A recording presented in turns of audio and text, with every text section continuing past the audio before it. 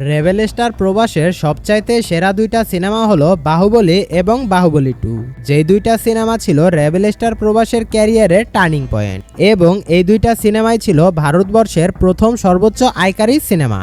2015 সাল এবং 2017 সালের সবথেকে বেস্ট সিনেমা ছিল বাহুবলী ফ্র্যাঞ্চাইজির সিনেমা। তো দীর্ঘ 8 বছর পর আবার রেবেল স্টার প্রবাস হাজির হচ্ছেন বাহুবলী ফ্র্যাঞ্চাইজির তৃতীয় কিস্তি বাহুবলী দ্য এপিক সিনেমা নিয়ে। ভারতের ইতিহাসের সবচেয়ে দীর্ঘ রান টাইমের সিনেমা ছিল RRR, যার রান টাইম ছিল 3 ঘন্টা 7 মিনিট। কিন্তু এবার RRR সিনেমার রেকর্ড ব্রেক করে ভারতের সবচেয়ে দীর্ঘ রান টাইমের সিনেমা হতে যাচ্ছে বাহুবলী দ্য এপিক সিনেমাটি।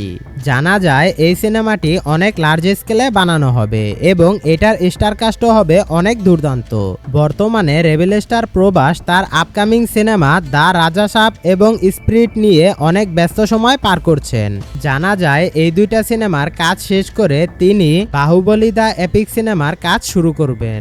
SS রাজামৌলির পরিচালনায় নির্মিত হতে যাচ্ছে বাহুবলী দ্য এপিক সিনেমাটি, যিনি বরাবরই অনেক মানসম্মত কাজ উপহার দিয়েছেন দর্শকদের। এই সিনেমার কাস্ট ক্রিউ সম্পর্কে তেমন ধারণা না পাওয়া গেলেও কিছু মিডিয়া রিপোর্টস থেকে জানা গেছে এই সিনেমাতে প্রভাসের পাশাপাশি পৃথ্বীরাজ সুকুমারকেও দেখা যাবে এবং প্রভাসের বিপরীতে নায়িকা হিসাবে দেখা যাবে কাজল আগারওয়ালকে। যতটুকু ধারণা করা যাচ্ছে বাকি দুইটা সিনেমার থেকে এই সিনেমার গল্পে অনেক নতুনত্ব থাকবে এবং খুবই ম্যাশ লেভেলের কিছু সিন থাকবে এই সিনেমাতে। সবকিছু ঠিকঠাক থাকলে 2026 সালের আগস্ট মাসে এই সিনেমার শুটিং শুরু করা হবে এবং নেটিজেনরা বলছে এই সিনেমাটা পুরো ভারতবর্ষের ইতিহাস বদলে দিবে।